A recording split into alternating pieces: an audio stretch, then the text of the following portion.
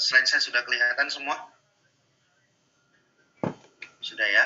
Oke. Ya, kita mulai saja. Assalamualaikum warahmatullahi wabarakatuh. Ya, alhamdulillahirrabbilalamin. Wassalatu wassalamu ala asrafil anbiya'i wal mursalin sayyidina Muhammadin wa ala alihi wa ashabihi ajmain. Amma ba'd. Adik-adikku sekalian, siswa-siswi dari SMA Negeri 1 Pekalongan yang kami banggakan. Jadi hari ini kita akan mencoba untuk melakukan bedah soal dan jalur masuk PTN ya di UTBK SBMPTN tahun 2021.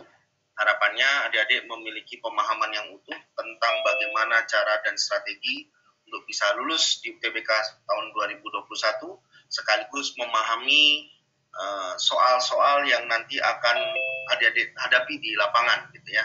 Terutama mungkin materi-materi yang kaitannya dengan materi TPS, karena memang materi inilah yang secara umum mungkin di sekolah belum sempat tersampaikan gitu. Jadi kita fokus di materi ini. Oke, diri sekalian, perkenalkan ya. Ini biodata diri saya. Nama saya Danu Hadi Brata. Jadi bisa panggil saya Mas Danu boleh, Pak Danu juga boleh ya. Ini saya alumni dari S1 dan S2 MIPA Matematik UGM ya. Kemudian saya pernah mengajar di SMP Islam Al-Azhar dan SMA Taruna. Saya juga pernah jadi dosen di dua universitas, Tanjung Pura Pontianak dan UIN Sunan Kalijaga Yogyakarta. Ya, saya pernah membuat buku khusus matematika di SMA 70 Jakarta, tim pembahas matematika dan TPS tahun 2007 sampai 2019. Saya juga jadi pembina Olimpiade Yogyakarta dan jabatan terakhir saya sekarang adalah Branch Manager EduPrime Jawa Tengah. Oke, nah adik-adik sekalian, hal pertama yang saya ingin adik-adik sekalian yang sudah bergabung, mungkin tidak semua dari kalian ada yang ingin melanjutkan. Saya berharap semuanya ingin melanjutkan. Sebelum semuanya terlambat, ada baiknya saya ingatkan bagi adik-adik sekalian semua, tolong untuk membuat akun di LTPMPT ya, karena semua jenis tes yang ada di semua jenis tes perguruan tinggi itu basisnya ada di LTPMPT. Jadi kalian harus memiliki akun dulu terlebih dahulu di LTPMPT. Ya, sistemnya kita kenal dengan namanya single sign on. Jadi kalau ada ingin daftar senam PTN, UTBK, termasuk nanti ujian UTBK, itu harus menggunakan akun di LTPMPT. Kalau misalkan nanti berubah pikiran, ingin tiba-tiba, oh kok kayaknya saya ingin ikut ujian mandiri dan sebagainya, adik-adik tidak kelabakan karena sudah punya akun. Jadi kalau adik-adik nggak punya akun, nanti kalau ada ingin daftar mau ikut, bisa gitu ya, karena adik-adik nggak punya akun di LTPMPT. Itu kelebihan sistem single sign on ya. Jadi sekali lagi kami ingatkan bagi adik-adik sekalian untuk memiliki akun di LTPMPT terlebih dahulu. Ini hal yang paling fundamental dan mendasar. Ketika adik-adik sudah punya, nanti kalau adik-adik berubah pikiran, adik-adik ingin ikut baik di ujian SBMPTN ya, maupun nanti adik-adik ingin ikut di ujian mandiri, adik-adik nggak kelabakan karena sudah memiliki akun untuk bisa menjadi peserta. Terus yang kedua, UTBK 2021 ini ada hal yang berbeda dibandingin 2020. Yang pertama jelas materi tes. Kalau tahun 2020 itu materinya murni hanya TPS ya, ada 4 gitu ya. Kemudian tahun ini ditambah TKA. Jadi nanti yang anak saintek itu akan ada matematika, fisika, kimia, biologi ya, yang ngambil saintek. Yang mengambil soshum berarti nanti akan mendapatkan tambahan materi TKA soshum seperti sosiologi, geografi, ekonomi, dan sejarah. Tapi yang mengambil campuran akan dapat 12 ya, 4 materi TPS, 4 materi TKA soshum, dan 4 materi TKA saintek gitu ya. Terus yang kedua, kesempatan tesnya itu cuma 1 kali. Jadi walaupun ada 2 gelombang, adik-adik hanya bisa mengikuti 1 kali. Yang perlu adik-adik perhatikan ya, khusus untuk yang agamanya Muslim ya, agamanya Islam, perhatikan tanggal 13 April kita sudah mulai puasa pertama. Jadi pastikan betul bahwa ketika adik-adik akan melakukan tes itu bukanlah di awal-awal adik-adik puasa. Karena biasanya kebiasaan kita ketika awal puasa itu kan tubuh kita sedang beradaptasi gitu ya dengan itu. Nah, jadi adik-adik harus pertimbangkan ketika harus mendaftar, karena kalau adik-adik terburu-buru mendaftar juga nanti dapat gelombang awal juga bermasalah. masalah karena tadi kita udah masuk bulan puasa gitu ya. Kalau adik-adik misalkan agak terlalu lama juga, nanti takutnya adik-adik malah dapat tempat tes yang bukan di Jawa Tengah gitu. Adik-adik harus bergeser ke Jawa Barat, Jakarta, mungkin ke Jawa Timur juga gitu. Nah, ini harus dipertimbangkan ya. Jadi perhatikan bahwa per tanggal 13 April kita sudah mulai masuk bulan puasa, sehingga ini harus dipertimbangkan dengan baik ya, khusus yang agama muslim. Terus yang ketiga, hasil tes itu memang nanti akan disampaikan secara individu, tapi khusus ya di UTBK tahun ini nilainya itu tidak langsung dimunculkan. Kalau tahun lalu adik-adik sekalian habis tes adik-adik dapat nilai, walaupun masing-masing individu dapat, terus nilai itu adik ketahui. Nah tahun ini enggak. Nah nilai itu tahun lalu yang dipakai untuk daftar di SBMPTN. Nah tahun ini tidak seperti itu adik-adik sekalian. Jadi adik-adik baru tahu nilainya itu setelah pengumuman. Jadi adik-adik dapat nilai ya tes, terus adik-adik langsung daftar UTBK. Jadi walaupun belum tahu nilainya berapa, gitu. Sehingga adik-adik harus betul-betul cermat dalam melihat itu. Maka gunakan tryout yang ada ini sebagai tolok ukur adik-adik sekalian untuk mempertimbangkan sejauh mana tingkat konfidensi adik-adik sekalian dalam memilih jurusan yang nanti akan adik-adik pilih. Jadi jangan sampai adik-adik memilih jurusan terlalu tinggi, tapi ternyata hasil tryout yang kalian kerjakan itu tidak sesuai dengan pencapaian kalian. Nanti yang rugi kalian sendiri, gitu ya. Jadi pastikan semuanya itu sudah terkondisikan sesuai dengan yang adik-adik harapkan, gitu ya. Oke, jadi itu 3 hal yang adik-adik harus perhatikan. Terus, nah, untuk bisa menjadi peserta UTBK, lihat, apapun itu, syarat nomor 1 itu mesti sama deh. Memiliki akun di LTPMPT. Jadi kalau adik-adik nggak punya akun, jangan harap bisa ikut, gitu ya. Jadi adik-adik harus punya akun di LTPMPT. Walaupun mungkin, ya itu mengapa tahun ini, ya ketika sekolah kerjasama dengan kita, semua siswa itu diikutkan. Walaupun mungkin tidak semuanya ingin melanjutkan. Tapi, kalau adik-adik berubah pikiran, harapannya adik-adik sudah menyiapkan diri dengan sebaik-baiknya, gitu ya. Jadi akun LTPMPT ini hukumnya wajib punya dulu, gitu. Terus untuk materi UTBK tahun 2021 itu ada 2 tadi sudah saya jelaskan ya. TPS itu meliputi kemampuan penalaran umum, kuantitatif, pengetahuan pemahaman umum, kemampuan memahami bacaan dan menulis. Nah, untuk beberapa materi TPS itu nanti akan muncul soal yang disajikan dalam bentuk soal berbahasa Inggris. Ya, biasanya yang muncul di sini adalah kemampuan memahami bacaan dan nulis, khususnya yang nanti ada teks-teks berbahasa Inggris gitu. Nah, adik-adik sekalian, saran terbaik saya khusus materi TPS ini, kita tidak bisa menduga dengan pasti materi yang akan keluar.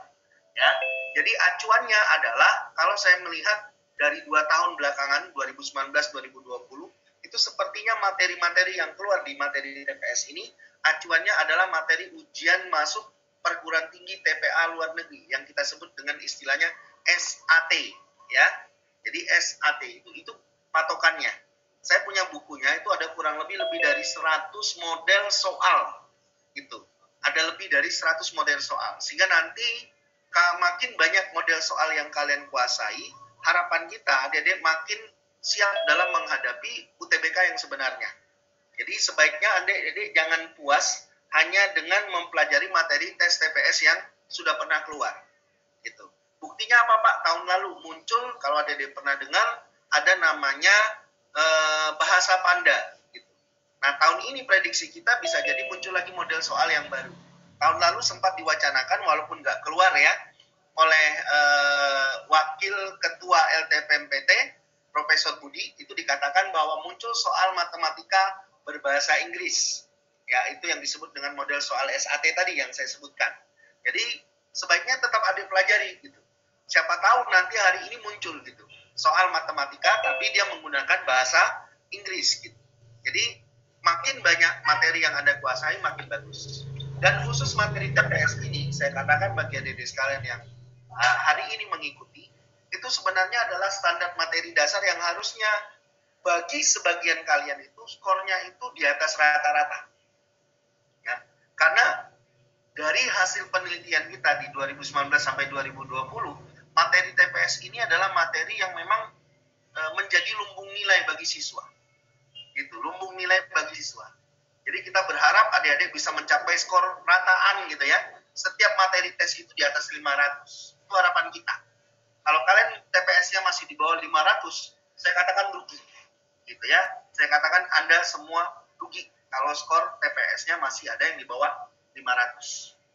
Kemudian untuk materi TKA itu soalnya berbasis soal HOTS. Ingat, HOTS itu kepanjangannya High Order Thinking Skill. Artinya apa? Level berpikirnya yang tinggi, bukan tingkat kesulitannya. Jadi Anda harus bisa bedakan, ada tingkat kesulitan soal, ya, ada level berpikir soal. Itu yang harus Anda bisa bedakan. Sehingga nanti secara umum, tugas Anda dalam UTBK 2021 itu sederhana. Mengerjakan sebanyak-banyaknya soal, benar, dalam tempo yang sesingkat-singkatnya. Udah. Itu tugas Anda. Jadi Anda jangan memilih dan memilah. Oh, kayaknya soal ini sulit, saya kerjain dulu. Oh, soal ini mudah, nanti dulu deh saya kerjain. Jangan. Karena yang mudah sedang bukan di awal. Tapi persentase siswa yang bisa mengerjakan soal. Sehingga yang harus kalian lakukan, kalian itu menyiapkan diri untuk bisa mengerjakan semua soal. Jadi Anda bisa kerjakan. Kalau nggak bisa, tinggalkan dulu. Apalagi Anda nggak punya bayangan, oh pakai teori apa ya, Anda bingung gitu. Jangan gitu. Anda lebih baik tinggalkan saja. Jangan dikerjakan dulu. Kalau Anda berpikir sesuatu yang Anda tidak punya gambaran sama sekali, Anda buang waktu. Kita bicara manajemen waktu. Ya? Karena waktunya adalah sangat singkat sekali. Ya, soal paling banter itu antara 1 sampai 1,5 menit. Nah, itu paling lama dan satu soal. 1 sampai 1,5 menit satu soal. Jadi kalau kamu mengerjakan soal di mana kamu nggak punya,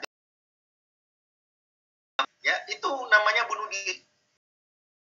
Ya, Anda tinggalkan dulu. Cari soal yang memang Anda sudah paham dulu. Baru kalau memang ada waktu, Anda memikirkan soal yang memang Anda tidak mengerti tersebut. Gitu ya. Jadi kita bicara manajemen. Oke. Untuk kelompok ujiannya, nah ini yang harus kalian pahami. Itu ada 3, saintek sosum waktunya sama, 195 menit. Jadi kurang lebih 3 jam 15. Soal UTBK kita semuanya sudah sama. 3 jam menit total waktunya. Sudah kita setting seperti itu. Dan ingat, LTPMPT tidak pernah mengeluarkan waktu per subtes. Ya, jadi yang dikeluarkan ini adalah waktu total semuanya. Sehingga adik-adik sekalian yang kamu harus manajemen itu adalah bagaimana Anda bisa memanfaatkan 195 menit ini dalam kalian bisa mengerjakan soal sebanyak-banyaknya tadi benar dengan waktu yang sesingkat-singkatnya untuk setiap soal. Nah, kalau campuran itu waktunya adalah 285 menit. Jadi kalau kita ubah dalam konversi jam kurang lebih 4 jam 45 menit. Jadi waktu mengerjakan. Dan ini sepakat, tidak berhenti. Makanya kita minta bagi adik-adik sekalian, ketika nanti kalian sudah tryout, ya, itu tolong dikerjakan konsisten. Jangan ditinggal-tinggal. Pak, saya tuh kayaknya nggak ada waktu, Pak. Sore saja, Pak. Kita pingin adik-adik itu mengerjakan sesuai dengan waktu yang sebenarnya. Kita butuh melatih diri kita, membiasakan. Ibaratnya kalau kalian dulu ya, belum pernah sekolah, kalian belajar dulu ya, tiba-tiba Anda pergi masuk SD kelas 1, Anda harus membiasakan diri dulu, baru Anda tahu ritmenya. Oh, saya belajar sampai jam sekian. Nah, tryout itu juga kayak begitu. Minimal Anda membiasakan ritme. Mengerjakan soalnya itu sama dengan UTBK yang sebenarnya. Itu yang kita harapkan. Mengapa kemudian kita minta Anda kerjakan, jangan ditunda-tunda. Yang kedua, saya berharap adik-adik nanti ketika mengerjakan semua soal di tryout ini, mohon maaf, mungkin kalau ada yang benar atau tidak, saya tidak tahu ya, tapi yang jelas, mohon maaf sebelumnya, jangan membuka buku. Ya, jadi kerjakan sesuai dengan kemampuan kalian. Tujuan tryout ini adalah untuk membiasakan kalian. Ketika Anda nanti akan UTBK sebenarnya, itu pengawasnya betul-betul akan melihat Anda. Ya, mereka tidak akan menegur Anda. Kamu mau buka buku pun mungkin nggak ditegur sama mereka. Tapi dijadikan catatan. Ketika nanti Anda sudah keluar, itu sebenarnya Anda sudah tidak diperhitungkan sebagai peserta ketika ketahuan. Jadi mau berapapun skor Anda udah nggak dapat, udah nggak bisa nggak ada nilainya gitu loh. Nilai Anda tuh udah dianggap angus karena sudah ada catatan. Gitu. Jadi tidak bisa kita itu melakukan sesuatu tuh dengan keinginan kita gitu. Karena prosesi itu harus kita pahami gitu. Sehingga ketika Anda UTBK sebenarnya Anda betul-betul siap dengan kondisi UTBK yang sebenarnya. Itu yang kita harapkan. Terus ini tahapan pendaftarannya nih kita lewati saja. Ada 74 lokasi sama dengan tahun lalu UTBK ya, pusat PTN. Ini waktunya, gelombangnya mulai dari tanggal 12 April sampai 18 April. Ini adalah gelombang pertama selama 7 hari. Gelombang kedua adalah tanggal 26 sampai tanggal 2 Mei. Ya, per tanggal 13 kalau tidak salah itu kita sudah mulai masuk bulan puasa. Jadi Anda harus pastikan ketika Anda ingin tes ya, Anda sudah terbiasa dulu dengan iklim puasanya dulu. Jadi saran terbaik saya mulai sekarang sebelum itu ya mungkin ya untuk membiasakan kita nggak tahu kita tesnya tanggal kapan kan gitu ya. Mulai dari hal yang sederhana ya. Mungkin kalau yang beragama Islam ya, Muslim ya, minimal puasa Senin Kamis gitu kan, minimal itu dulu biar kita terbiasa. Atau lebih bagus lagi ya puasanya Daud. Sehari puasa, sehari tidak. Sehari puasa, tidak. Jadi Anda kalaupun nanti dapatnya tanggal 13, Anda dari sekarang sudah terkondisikan gitu ya, bahwa tubuh Anda itu sudah menyesuaikan diri sebelum Anda UTBK yang sebenarnya. Itu saran saya. Gitu ya. Oke, lanjut. Nah, ini waktunya. Jadi kalau Anda tes di waktu Indonesia bagian Barat, Anda bisa lihat sesi pagi 7.15 sampai jam 9. Terus lanjut langsung 9 sampai jam 10.30. Jadi nggak ada jedanya. Gitu ya. Nah, ini yang harus kalian pahami bahwa UTBK sebenarnya tidak ada jedanya. Gitu ya. Jadi Anda harus betul-betul menyesuaikan diri dengan iklim yang sebenarnya. Kalau Anda ngambil sesi siang sama aja. Jam 13 sampai 14.45. Terus lanjut dari 14.45 sampai 16.15. Tidak ada jedanya. Nah, yang ada jedanya itu kalau ngambil campuran kayak gini. Ya, 7.15 sampai 10.30, kemudian istirahat sampai 11.30, masuk lagi ruang ujian, lanjut tesnya 11.55 sampai 13.25. Jadi saya katakan 4 jam 45 menit. Itu waktu yang dibutuhkan untuk tes. Itu hanya tesnya saja. Ya, jadi kalau ditambah waktu jedanya ya mungkin bisa sampai ke angka 6 jam. Gitu. Jadi Anda harus pertimbangkan betul pilihan Anda, apakah itu membantu Anda atau justru menyulitkan Anda. Gitu ya. Jadi Anda harus pertimbangkan betul pilihan Anda. Apakah sosum, saintek, atau campuran tadi. Nah, bagaimana strateginya Pak untuk bisa memenangi persaingan di PTN UTBK 2021? Ini lupa saya edit. Jadi sukses itu gabungan dari 5 hal ini deh. Yang pertama, peta diri. Dia harus tahu kelebihan saya di mana, kekurangan saya di mana. Tadi saya katakan di awal, TPS itu lumbung nilai. Nah, kalau skor rataan TPS, semua TPS itu masih ada yang di bawah 500, Anda sangat rugi sekali deh. Dan saya tunjukkan bahwa ternyata rataan UTBK tahun lalu itu nilainya ya mungkin di atas itu deh. Ya, jadi Anda harus pahami ini. Gitu. Jadi TPS di atas 500 itu minim. Terus yang kedua dari TKA. Nah, TKA ini Anda harus bermain strategi deh. Ya. Jadi ada 4 misalkan Anda saintek ya, berarti ada matematika, fisika, kimia, biologi. Saya dari keempat ini kok kayaknya yang paling mudah tuh biologi sama kimia. Maka target Anda di kimia dan biologi itu harus lebih banyak. Lebih dari separuh saya katakan. Jadi kalau ada 15 soal, ya 8 sampai 10 soal. Untuk bisa kalian kerjakan. Itu namanya target. Tapi kalau cuma masih 5 soal, itu baru ancang-ancang. Ya, bukan target. Gitu. Jadi Anda harus tahu peta diri Anda. Oke? Nah, dari situ Anda tentukan targetnya.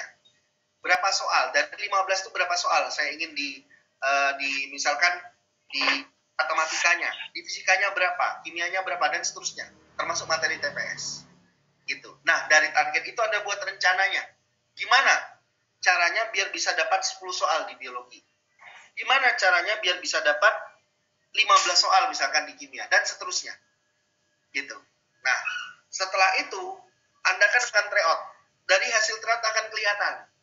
Tryout 1 dan tryout kita akan tahu nanti. Oh ternyata saya berkembang atau berkurang. Jangan sampai tryout pertama Anda bisa betulnya misalkan 10 soal awalnya, tapi tiba-tiba tryout kedua jadi 8 atau 7, bahkan 5 soal. Itu berarti Anda kemunduran, bukan kemajuan. Itu gunanya evaluasi di situ. Ya, sehingga Anda buat strategi gimana caranya. Gitu. Dan terakhir yang diperlukan adalah konsisten. Jadi apa yang kalian lakukan sekarang itu harus kalian lakukan dengan sungguh-sungguh. Jangan lagi oh teman saya itu lebih pintar dari saya nggak mungkin. Itu artinya mental Anda sudah jatuh duluan deh. Jadi kalau Anda ingin menang, mentalitas Anda itu harus benar dulu. Siapapun nanti yang ngambil jurusan sama dengan saya, dia pesaing saya. Nah, tinggal bagaimana Anda meyakinkan diri Anda bahwa Anda menjadi kompetitor. Tapi kalau mindset Anda mengatakan Anda tidak bisa menang dibandingin teman Anda, maka yang terjadi sekeras apapun usaha Anda tidak akan mungkin bisa melebihi teman kalian itu. Karena mindset Anda sudah salah. Otak kalian itu sudah mengagitasi diri kalian untuk saya tidak akan mungkin menang dibandingin dia. Jadi itu yang salah. Jadi Anda harus mengubah mindset dulu. Nah, 5 hal ini kalau kamu kerjakan dengan baik dan penuh konsistensi, seolah ada di sekalian, kamu akan bisa masuk ke perguruan tinggi yang kamu inginkan. Ya, jadi strateginya yang pertama adalah tetapkan target, kuasai materi uji dengan baik. Ya, ini hanya gambaran nih. Ini data real tahun lalu dari LTPMPT, nilai rataan UTBK tertinggi Saintek itu tahun 2020 ini. ITB itu rataannya 624,07. UI itu 620,01. Paling rendah tuh UPN Veteran itu adalah 585,77. Jadi kalau nilai kalian rataan masih 200, masih 300, apalagi itu belum sesuai harapan. Bahkan 500 pun masih belum. Sistem kita itu ya mengatakan untuk bisa masuk PTN dengan grade minimal B saja, itu nilai rataanmu tuh harus ada di angka kurang lebih rentangnya 500 sampai 550. Rentangnya di situ. 500 sampai 500. Kalau pilihanmu PTN grade B. Tapi kalau PTN-nya grade A, nah itu lebih tinggi lagi nah. Gitu ya. Jadi Anda harus bermain strategi di sini. Gitu ya. Nah, ini untuk yang jurusan Soshum, ITB itu 628,59 ya. UI itu 608,63 ya. UPN Veteran Jakarta paling bawah 569,12. Nah, pertanyaannya targetmu ada berapa rataannya? Nah, ini yang harus kalian betul-betul pertimbangkan dengan baik. Buat strategi pendekatan yang terbaik. Ini hanya contoh saja, ya. Kalau kamu punya Saintek, pendidikan dokter Universitas X, misalkan begitu, target soal benarnya misalkan seperti ini, ya. Nah, TO1 berapa, TO2 berapa, TO3 berapa, gitu. Ini hanya pendekatan. Jadi kalau kita bicara angka, kita bicara kuantitatif, itu agitasinya lebih enak, lah. Tapi kalau kita bicaranya saya ingin dapat sekian gitu, itu agitasinya mungkin bisa, tapi Anda akan kesulitan. Kenapa? Respon butir soal. Respon butir soal itu bergantung orang yang mengerjakan. Persentase yang benar tadi. Persentase yang salah berapa orang. Tapi kalau kita bicara ini, dan data ini kita ambilkan dari hasil survei yang kita lakukan. Dari data sistem kita. Jadi untuk bisa dapat skor di atas 500, itu kira-kira seperti inilah. Benarnya. Ya, nah, di situ ada yang saya merahkan, ada kimia dan biologi. Kenapa di situ targetnya lebih banyak? Gitu. Ini untuk mengantisipasi adik-adik sekalian. Kalau seandainya untuk masuk di pendidikan dokter, gitu, ada nilai yang relatif sama. Padahal kuotanya misalkan tinggal 2, kamu punya 10 saingan. Maka dia pasti akan mempertimbangkan siswa yang nilai mapel yang mendukung kejurusan itu lebih tinggi. Ya, jadi kalau bicara pendidikan dokter berarti kimia dan biologi. Itu harus lebih banyak. Jadi kalau nanti Anda ingin masuk ke teknik mesin misalkan, maka Anda harus bermain di strategi bagaimana matematika saintek dan fisikanya yang lebih banyak benar dibandingin dengan kimia atau biologinya. Atau secara skor dia lebih bagus. Itu hadirin sekalian. Kalau sosum, karena dia tidak ada matematika, maka nanti yang berpengaruh adalah pengetahuan kuantitatif dan ekonominya. Gitu ya, akuntansi. Ini strategi deh. Anda harus bermain strategi seperti ini. Dan ingat, tugas Anda sekali lagi adalah bukan memilah dan memilih mana soal yang susah, mana soal sedang, mana soal mudah. Penilaian itu bergantung kepada persentase orang yang bisa mengerjakan soal. Sehingga kalau Anda bisa, kerjakan. Jangan ditunda-tunda. Anda nggak ngerti, apalagi teorinya nggak paham, tinggalkan dulu. Kerjakan yang lain dulu. Gitu ya, kerjakan yang lain dulu. Jangan berlama-lama dengan soal yang Anda nggak punya gambaran sama sekali. Anda buang waktu percuma. Ya, itu strateginya. Nah, cara nyusun targetnya gimana, Pak? Kan tadi saya bilang ya, satu soal itu antara 1 sampai 1,5. Untuk awal ketika Anda akan memulai sesuatu, saran saya, ini saran kita ya, kepada kalian, targetkan untuk bisa ngerjain satu soal itu 2 menit aja dulu. Satu soal bisa 2 menit. Pak, saya udah bisa ngerjain satu soal 5 menit, nggak ada gunanya deh. Apalagi satu soal sampai 30 menit, itu nggak ada manfaatnya.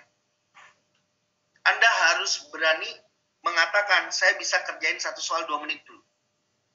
Kenapa harus satu soal 2 menit? Kalau Anda bisa mengerjakan satu soal 2 menit, maka kita baru bisa bicara satu soal itu kurang dari 2 menit. Ini namanya strategi, cara, pendekatan. Gitu. Jadi kalau Anda ngerjain satu soal itu masih lebih dari 2 menit, evaluasi deh. Ulangi lagi. Lihat apa yang kamu sudah jawab. Coret langkah yang nggak perlu. Tulis lagi.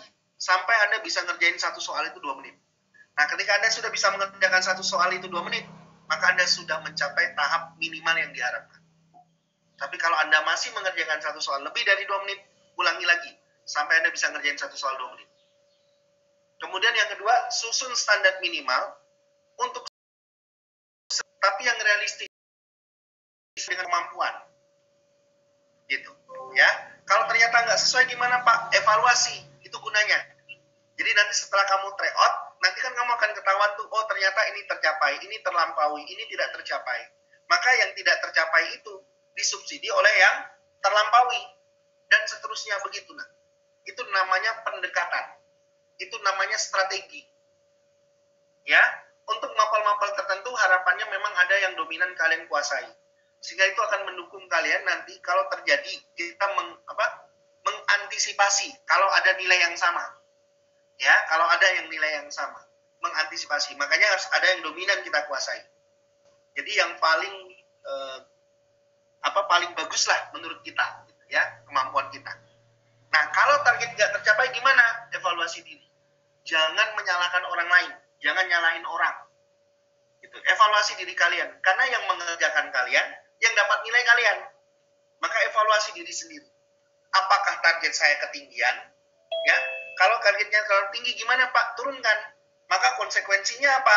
Apa yang saya pilih juga harus turun dong. Gitu kan? Jadi semuanya berbanding lurus. Nah, kita boleh idealis, nah, tapi harus realistis. Anda harus berani mengambil sebuah keputusan terbaik untuk masa depan kalian sendiri. Gitu ya. Kemudian yang kedua, belajar dan percaya diri. Nah, yang terakhir, ini yang penting nih. Minta pendapat teman Anda yang sudah kenal dengan Anda. Kalau perlu, ajak sama-sama capai target. Gitu. Karena waktu kita terbatas. Akhir bulan, seingat saya kalian sudah mulai ujian sekolah. Ya kan? Dengan waktu yang tidak terlalu panjang ini, kalau Anda belajar sendiri-sendiri, kira-kira sanggup nggak gitu? 4 materi TPS sama 4 materi TKA. Gitu. Kalau yang ngambil campuran, 4 materi TPS, 4 materi TKA, yang sosum, tambah 4 materi TKA yang saintek, ada 12. Ini yang harus kalian lakukan pendekatannya. Gitu. Terus sama-sama ingin sukses kan gitu, saling membantu.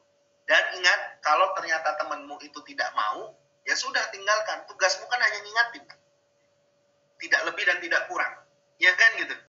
Jadi kalau dia nggak mau, ya sudah. Kita ajak teman yang mau aja kan gitu. Yang mau sama-sama maju. Gitu. Jadi sukses itu dibangun dari keyakinan kita. Oke? Nah, goal hasil akhirnya, harapannya, target nilai kalian itu terpenuhi. Dan dan kalian bisa masuk ke jurusan dan PTN yang kalian inginkan. Nah, sekarang kita masuk ke bedah potensi skolastik TPS-nya 2021. Jadi penalaran umum itu berfungsi untuk mengukur kemampuan seseorang dalam menalar informasi umum yang ada pada teks, baik berupa karya ilmiah ataupun literasi lainnya. Nah, pengalaman kita dari tahun 2019 dan 2020, struktur umum soalnya itu bentuknya adalah bacaan. Tahun 2019 bacaannya panjang-panjang deh. 2020 itu bacaannya singkat. Dan soal yang muncul itu adalah penalaran bentuk teks. Dan ternyata, ya, nanti saya akan tunjukkan di 2019 yang teks panjang itu bisa dianalisis menggunakan logika matematika. Cuma memang ya, Anda harus bisa menginterpretasikan dulu dalam bahasa matematik, nanti baru diubah lagi dalam bentuk konteks soal. Jadi tahapannya itu ada 3. Soal, ubah ke dalam logika matematik, setelah dapat kesimpulannya, dibalikin lagi ke konteks soal, baru ketemu jawabannya. Gitu. Jadi ini jadi salah satu aplikasi matematika yang luar biasa. Yang kedua, soal penalaran kuantitatif. Penalaran kuantitatif itu bentuknya gimana, Pak? Dalam kasus tertentu, kalau kita bicara penalaran kuantitatif ini, kita kadang nggak perlu menghitung sampai selesai. Kita cukup membandingkan. Nanti saya akan tunjukkan beberapa contoh soal di mana kita nggak perlu menghitung. Kita hanya membandingkan hasil satu dengan hasil lain. Nanti kita akan dapat kesimpulannya. Nah, ketentuan khusus yang kalian harus pahami di sini, kalian harus menguasai teknik membaca cepat. Itu yang harus kalian kuasai. Kalau kalian ingin bisa menyelesaikan soal tentang penalaran umum. Teknik membaca cepat, itu harus kalian kuasai. Yang belum, belajar bagaimana cara membaca cepat. Dan khusus untuk penalaran umum ini, kata itu sangat penting, lah. Ya, sesingkat sekecil apapun, kata itu beda satu kata aja, itu meaningfulnya bisa berbeda. Jadi Anda harus perhatikan setiap detail kata yang muncul di teks tersebut. Jadi bentuk soalnya penalaran umum itu nanti ada berupa informasi teks, pertanyaannya, yang ditanya maksud teks, kemudian simpulan dari sebuah teks, dan yang keempat adalah teks kuantitatif. Ini hanya sampling aja, lebih banyak lagi nanti yang bisa muncul. Tadi saya katakan, kalau mengacunya kepada TPA luar negeri, itu ada lebih dari 100 model soal. Ya, nanti secara umum kalau luar negeri itu cuma ada 2, verbal dan non-verbal. Ya, itu saya punya bukunya sendiri. Oke, yang kedua, pemahaman bacaan dan menulis. Untuk pemahaman bacaan dan menulis ini berfungsi untuk mengukur kemampuan siswa dalam memahami unsur-unsur EYD yang terkandung dalam sebuah bacaan ilmiah, serta kaidah penulisan EYD. Kalau saya lebih suka ini nanti, kalau zaman saya namanya EYD. Nah. Kalau sekarang tuh namanya POEBI. Saran saya, kamu beli buku POEBI. Nah. Jadi nanti bisa kaitannya dengan imbuhan yang dia tanya, penulisan judul itu gimana? Apakah pakai huruf kapital atau tidak, gitu ya? Penulisan gelar, daftar pustaka, ya? Pokoknya kayak gitu deh. Nah, itu adanya di POEBI namanya. Ada bukunya khusus. Mau ke toko buku, kamu cari, atau mungkin di internet ada tentang POEBI itu. Jadi, ini kaitannya dengan POEBI. Kalau pemahaman bacaan dan menulis. Ya, sama dengan tadi, kamu harus bisa menguasai teknik membaca cepat dan memahami POEBI dengan baik. Yang ketiga adalah pengetahuan dan pemahaman umum. Ini berfungsi untuk mengukur kemampuan siswa dalam memahami pengetahuan umum yang terkandung dalam sebuah bacaan ilmiah. Seperti apa temanya, judul yang tepat seperti apa, sinonim antonim gimana, pikiran pokok dan kalimat utama itu gimana. Gitu. Itu kalau yang bahasa Indonesia. Kalau bahasa Inggrisnya, saya lihat model-model soalnya itu mirip-mirip seperti soal, kalau kamu pernah lihat soal STAN tahun 2017 ke bawah, ya. Jadi di situ ada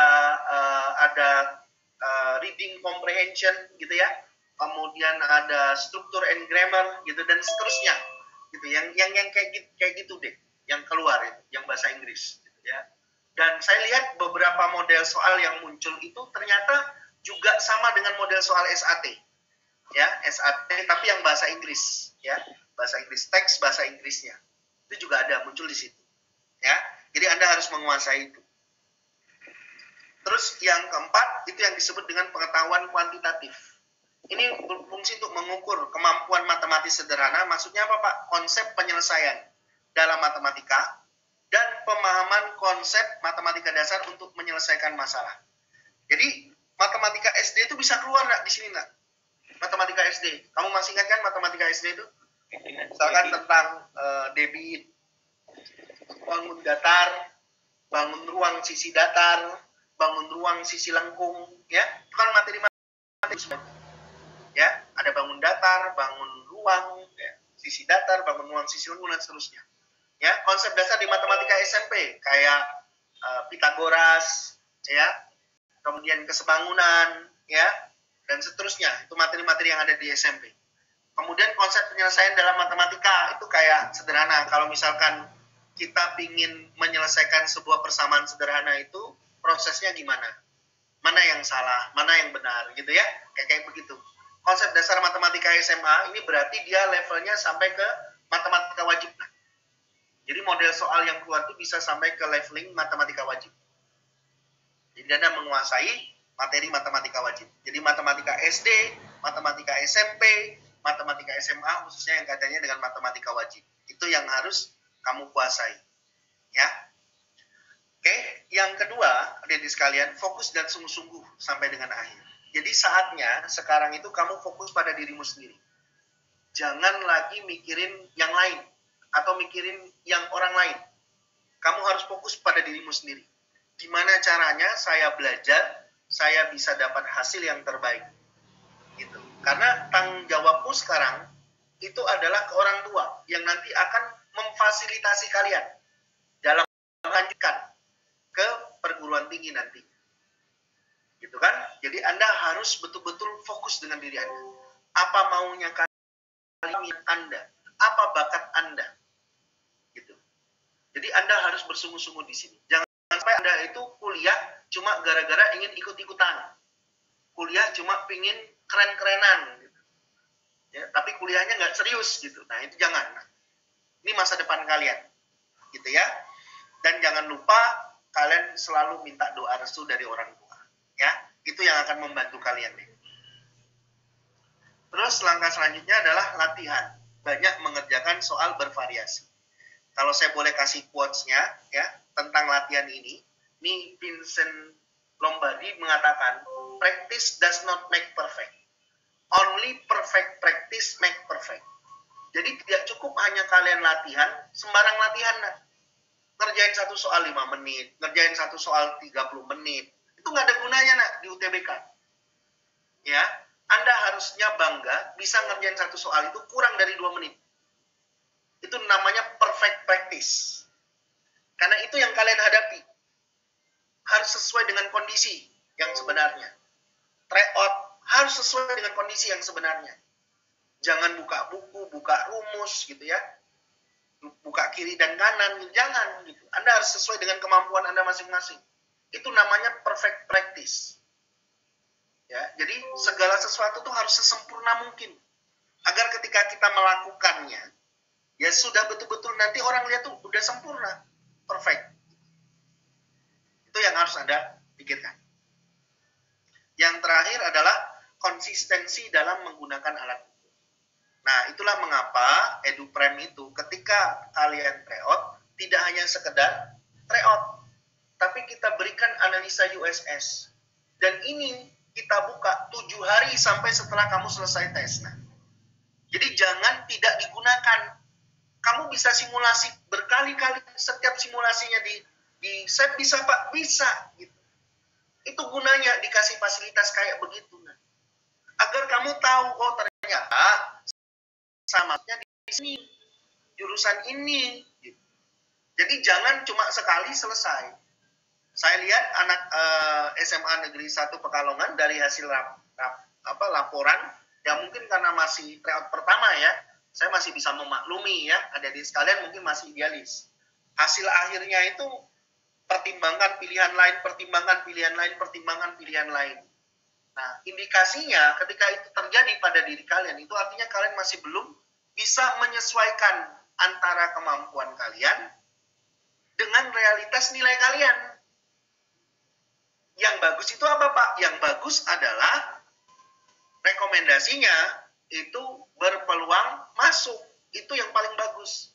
Sekurang-kurangnya persaingan ketat, kalaupun memang kalian masih idealis. Gitu. Tapi kalau sudah pertimbangkan, itu artinya nilai kalian dengan nilai rataan yang mau masuk itu udah nggak nyambung, nah. Jauh. Gitu. Anda harus realistis di sini.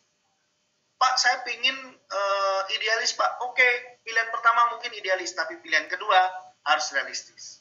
Jangan sampai karena egoisme kalian, akhirnya menghalangi masa depan kalian. Tahun depan bisa nyoba lagi, Pak? Mungkin, tapi 1 tahun Anda terbuang percuma. Saya bisa masuk swasta, Pak? Mungkin bisa Anda bisa masuk swasta. Gitu. Tapi, kalau Anda bisa masuk negeri, kenapa Anda tidak ambil peluang itu dengan baik? Gitu kan? Ya, jadi kita sediakan tidak hanya tryout-nya, tapi juga analisa peluang. Gunakan itu dengan baik. Ya, dan masih juga ada beberapa siswa itu yang belum membuat simulasi sama sekali. Tidak melakukan simulasi sama sekali. Nah, ini tolong diperbaiki. Jangan sampai tidak. Nah, ini saya kasih contoh, adik-adik sekalian, saya baca ini ya. Jadi kalau udah berpeluang masuk ini bagus. Ya, pertimbangan pilihan ini yang masalah. Ini adalah nilai capaian kalian, nilai rata-rata. NRM itu adalah nilai rataan minimal untuk masuk ke jurusan tersebut.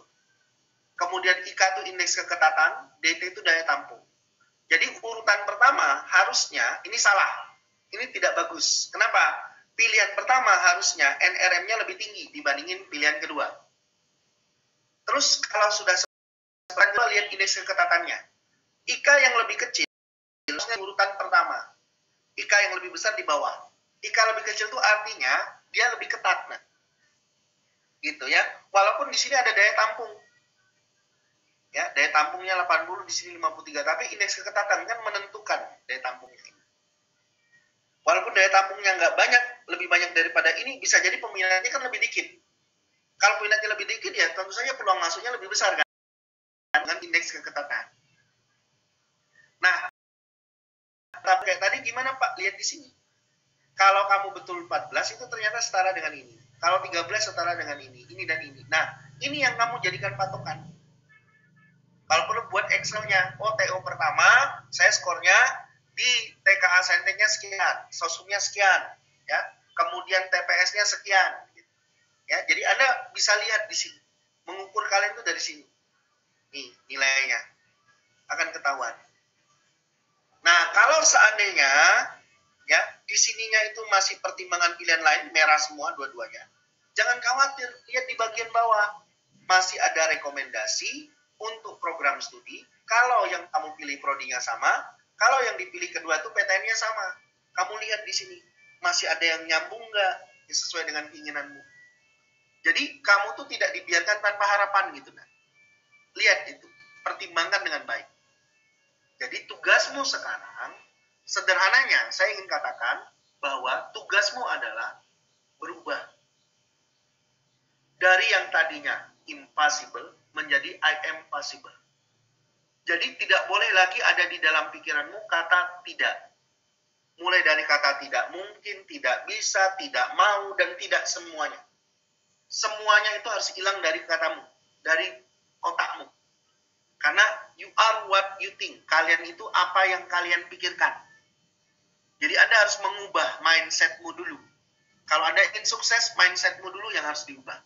Kalau itu bisa terjadi, maka kita akan lihat akan ada perubahan pada diri kalian. Tapi kalau mindsetmu nggak berubah, kamu nggak akan berubah. Gitu ya. Nah, itu yang mau saya sampaikan di awal ini. Yang kedua, saya izin share juga. Kita akan bahas soal.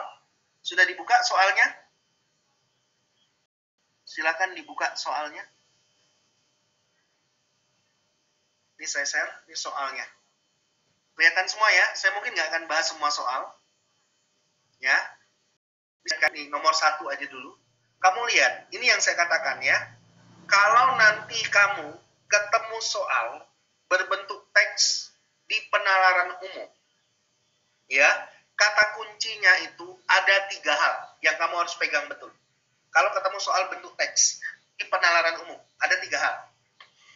Yang pertama, kesimpulan apapun itu harus berdasarkan teks, based on the text. Terlepas dari teks itu logis atau tidak. Itu mengapa soalnya bentuknya teks. Jadi teks itu harus kamu gunakan. Kalau seandainya, ya, ketika kamu akan mengambil kesimpulan itu, kemudian tidak ada di teks tersebut, maka lihat konteks pertanyaannya.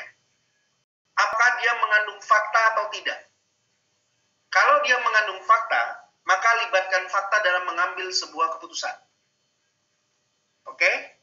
Kalau tidak bisa lagi, berarti yang ketiga, tidak ada kesimpulan yang bisa diambil. Paham ya?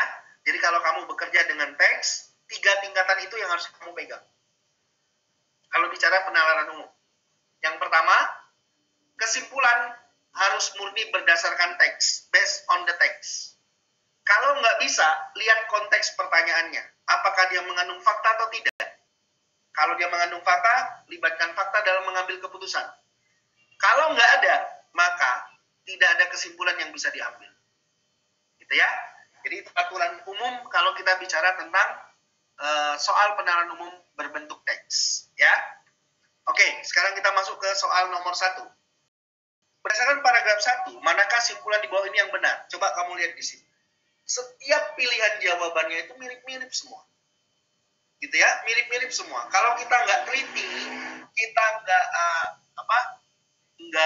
benar-benar baca dengan teliti, maka kita pasti akan kejebak di sini. Ya, ada sering ke rumah sakit, tidak sakit senang ke rumah sakit, ya, tidak berpotensi mengalami sakit, pada akhirnya harus berobat ke rumah sakit, sakit itu dirawat inap di rumah sakit, mirip-mirip, sebagian anak kecil semua yang di depan. Nah, bagaimana cara menjawab soal ini? Kita harus teliti dengan kalimat yang muncul di paragrafnya. Ternyata kata kuncinya itu adalah yang ini, yang saya cetak warna merah ini. Sebagian anak yang berpotensi mengalami sakit pada akhirnya harus berobat ke rumah sakit. Nggak ada di situ. Tapi kita tahu bersama bahwa yang berpotensi mengalami sakit, ini namanya dalam konteks bahasa Indonesia namanya kalimat penjelas. Jadi kalau saya hilangkan pun itu tidak mengubah arti dari kalimat tersebut. Jadi kalau saya hilangkan ini, maka dia jadi sebagian anak pada akhirnya harus berobat ke rumah sakit, dan itu muncul di statement D di sini. Pada akhirnya harus berobat ke rumah sakit. Jadi jawabannya adalah yang D. Itu nomor 1. Jadi harus teliti kita dalam membaca soalnya.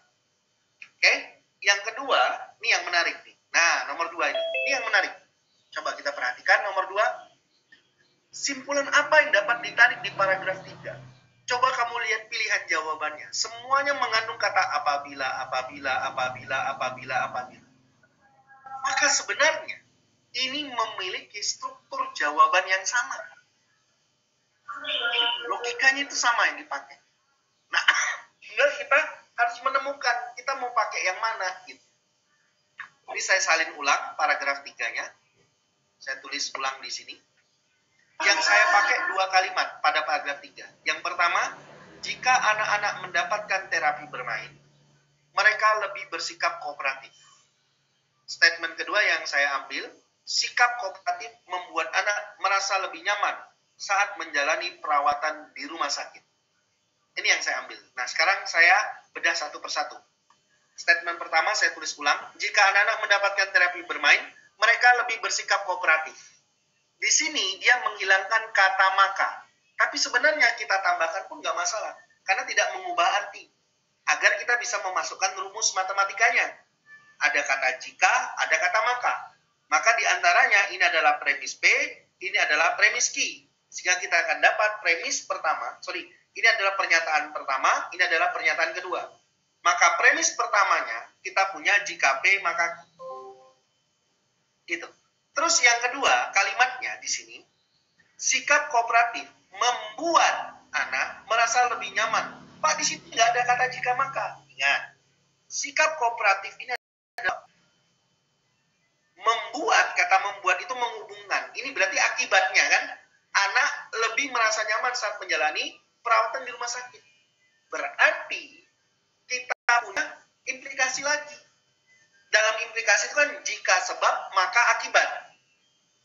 Maka kita bisa ubah statement ini menjadi jika anak-anak bersikap kooperatif, maka anak merasa nyaman saat menjalani perawatan di rumah sakit. Nah, anak bersikap kooperatif itu sama dengan yang di atasnya. Ini kan mereka, Pak. Mereka mengacu pada anak. Berarti sebenarnya dia sama. Berarti ini adalah Q. Kemudian di sini, anak merasa lebih nyaman saat menjalani perawatan di rumah sakit, itu adalah R. Berarti kita akan punya premis kedua, jika Q maka R. Sehingga menurut silogisme yang kita sudah pelajari di matematika, kalau saya punya jika P maka Q, jika Q maka R, maka kesimpulannya adalah jika P maka R. Betul ya? Berarti kalau kita terjemahkan, jika anak-anak mendapatkan terapi bermain, maka mereka akan merasa nyaman. Mereka itu berarti anak-anak ya. Merasa lebih nyaman saat menjalani perawatan di rumah sakit. Pertanyaannya, ini nggak ada jika maka di jawabannya. Nah, itu yang saya katakan tadi. Dari awal kita punya statement, ya, di soal atau di paragraf, kita ubah ke dalam, kita temukan kesimpulan akhirnya, terus kesimpulan akhir ini kita terjemahkan lagi dalam bahasa teks. Jadi, kesimpulannya itu gimana? Kita konversikan, ternyata jika ada pernyataan satu, maka pernyataan kedua itu ekivalen dengan mengatakan pernyataan kedua apabila pernyataan pertama. Karena apabila itu adalah di sini sebab, di sininya akibat. Ya kan? Akibat itu terjadi apabila sebabnya terjadi kan? Gitu, ya kan? Itu kan logika berpikirnya. Sehingga pernyataan ini kalau kita ubah dalam bentuk jawaban, itu bisa kita ubah menjadi anak-anak merasa lebih nyaman yang warna hitam ya, saat menjalani perawatan di rumah sakit apabila mereka mendapatkan terapi bermain. Jadi jawabannya adalah yang E. Ya kan? E di sini. Nah, jadi tingkat kesulitan di sini ada di mana, Pak? Konteks soal kita ubah ke dalam bahasa matematika sampai ketemu kesimpulannya apa. Nah, kesimpulannya itu kita ubah dalam konteks soal atau teks tadi.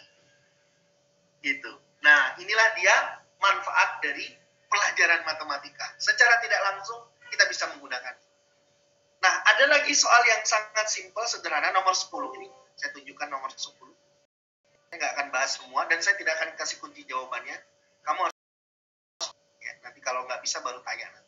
Nih, nomor 10. Ini simpel sekali pertanyaannya. Berdasarkan paragraf 1, apabila pengguna internet tidak meningkat atau seseorang tidak bisa berkomunikasi dengan berbagai media, manakah simpulan di bawah ini yang benar? Pertanyaannya simpel. Tapi jawabannya, ini luar biasa panjang. Ya, nah saya tunjukkan gimana cara menjawabnya. Ini paragraf satunya ini, saya tulis ulang. Ini saya itu aja ya. Saya turunkan ke bawah aja. Nah, biar kita bisa analisis bareng-bareng. Nah, ini paragraf. Yang saya ambil itu hanya 2 statement. Jika teknologi berkembang, pengguna internet meningkat. Ini statement pertama. Statement kedua, sementara itu sebenarnya tidak saya ambil. Saya langsung pakai ini. Jika seorang mengikuti perkembangan zaman, seseorang bisa berkomunikasi dengan berbagai media. Nah, saya pakai statement yang pertama. Jika teknologi berkembang, ya, maka, saya tambah maka ini boleh ya, pengguna internet itu meningkat.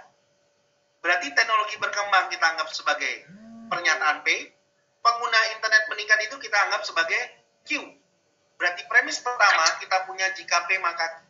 Nah, uniknya lihat, dari soal, ini saya tulis ulang, kan soalnya bilang gini ya, apabila pengguna internet tidak meningkat, ini saya potong di sini dulu. Padahal di awal kita punya pengguna internet meningkat, itu adalah Q. Kalau muncul pengguna internet tidak meningkat, berarti dia tidak Q. Berarti premis pertama kita punya P maka Q, premis kedua tidak Q. Sehingga menurut modus tollens, ya, tollens, ini nggak ada O-nya, tollens, maka kesimpulannya adalah ingkaran P. Apa arti ingkaran P? Teknologi tidak berkembang. Ya. Terus kalimat kedua, Saya potong di sini. Jika seorang mengikuti perkembangan zaman, maka seorang bisa berkomunikasi dengan berbagai media. Seorang mengikuti perkembangan zaman, saya anggap P. Seorang bisa berkomunikasi dengan media, saya anggap Q. Berarti premis pertama kita punya, jika P maka Q. Dari soal, saya potong lagi yang kedua. Seseorang tidak bisa berkomunikasi dengan berbagai media.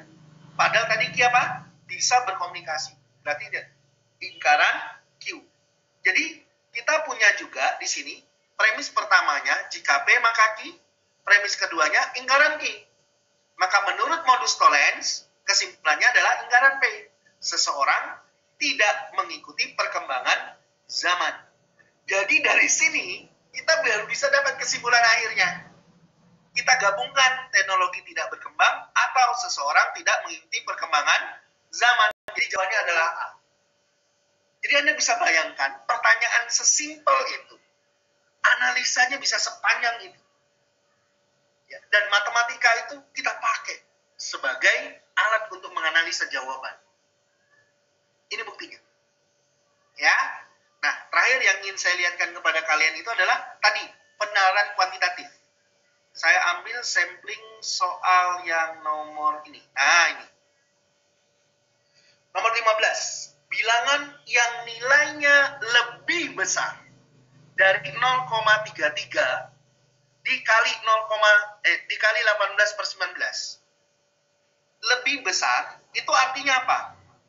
Konteksnya, koefisiennya itu lebih dari 1. Betul nggak perbandingannya? Artinya, ini kan nilainya 1. Taunya dari mana? Ini dikali 1.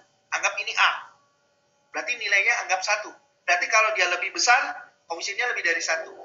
Sehingga tugas kita, itu tinggal lihat ini. Ini tuh kita buat jadi ini dikali berapa gitu loh. Biar ketemu ini. Ternyata kita lihat yang A, 0,99 dikali 18/38 itu bisa dinyatakan sebagai 0,33 dikali 18/19 dikali 3/2. 3-nya dari mana? 0,99. 0,33 jadi 0,99 kan dikali 3. 2 yang di mana? 18/38. Ini 18/19, maka jadi setengah. 3 kali setengah adalah 3/2. Dan kita tahu 3/2 itu 1,5. Berarti dia lebih dari 1. Maka jawabannya A, selesai. Pak, kalau yang lain gimana? Nggak usah dicek. Kita kan berlomba dengan waktu. Itu. Ya, ini namanya penalaran umum. Walaupun saya nggak ngitung berapa hasil akhirnya. Saya nggak perlu ngitung hasil akhirnya. Ini namanya penalaran umum. Kita tinggal memperbandingkan. Kalau lebih besar, berarti koefisiennya lebih dari 1. Selesai. Kalau saya dapat koefisiennya lebih dari 1, itu jawabannya. Yang lain nggak usah dicek. Ketemu jawabannya. Selesai. Nomor 16. Satu lagi ya. Nilainya paling besar. Ya sama. Kita mainnya di FPB. FPB pecahannya berapa? FPB dari persentasenya berapa? Faktor persekutuan terbesarnya. Misalkan, saya keluarkan FPB-nya adalah 9/7. Ya, yang pecahannya ini saya keluarkan 9/7. Yang persentasenya saya keluarkan 15%. Jadi akibatnya yang A, nanti pengalinya ada 3 di sini. Ya, sisa pengalinya adalah 3. Yang B 2, yang C 4/2. Kemudian yang D 4/2 itu berarti 2 ya. Yang D itu 6/3 juga 2. 2/3 kali 3, 3 dengan 3 coret berarti 2 juga. Berarti yang E 2, yang D 2, yang C 2, yang B 2, yang A 3. Berarti yang paling besar kan 3. Maka jawabannya adalah A. Selesai. Walaupun saya nggak tahu nilai hasil akhirnya berapa. Jadi cukup saya perbandingkan saja. Ketika saya sudah mengeluarkan FPB-nya berapa, maka hasil akhirnya tinggal melihat yang di luarnya aja. Selesai, ketemu jawabannya.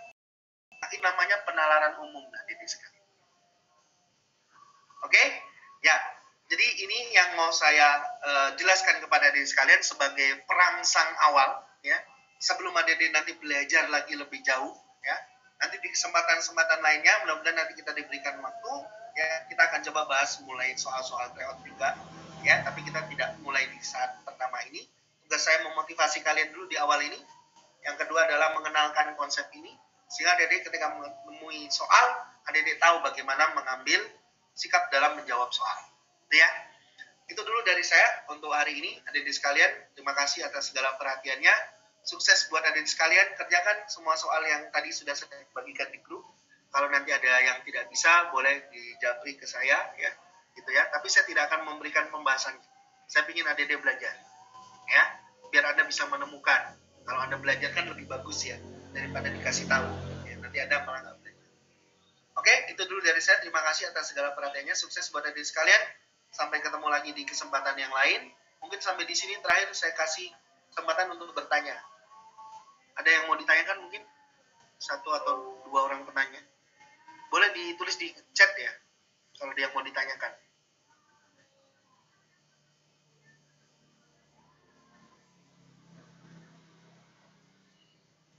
Ada yang mau ditanyakan? Di grup chat.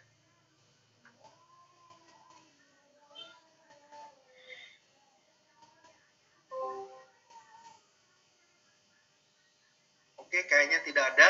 Ya, silakan kerjakan dulu soalnya. Kalau memang itu nanti silakan dijapri ke saya. Kalau ada soal-soal yang tidak saya. Oke, itu dulu dari saya. Terima kasih atas segala perhatian. Sukses. Assalamualaikum warahmatullahi wabarakatuh.